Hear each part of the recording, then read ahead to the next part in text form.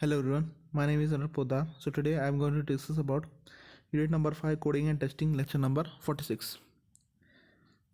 The contents that we are going to discuss in this video is psychology of testing.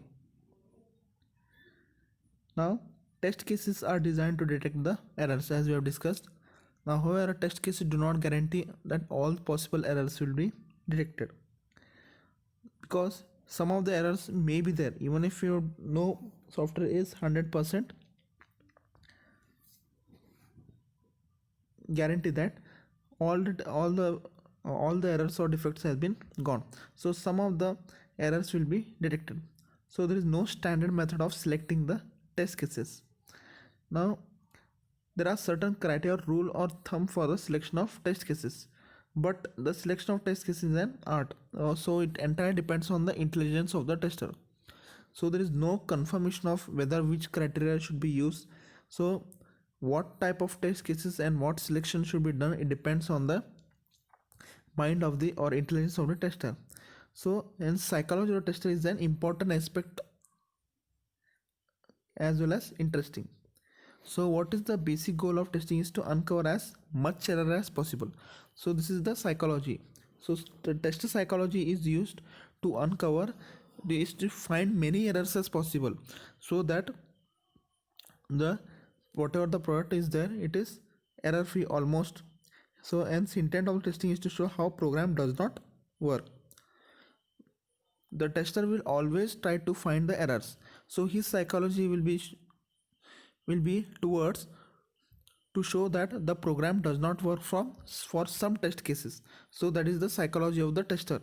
He always wants to show that by selecting some of the test cases, so he can prove that for these test cases the program will not work. So that will be the psychology or intelligence of the tester. A tester should find out the possibilities where the program does not work. So it will always try to find for what test cases the program will not work. So testing should be carried out with the intention of finding out as much errors as possible. So it is a destructive process in which tester has to treat the program as an advisory, and also it should find the presence of errors. Now the reasons why our organization do not select a developer as tester is, it is dependent on the human psychology, because when a developer who has created something with more effort, he does not want his product to get the developer does not want his product to get some errors in it. Always he wants his product to get deployed easily without being tested.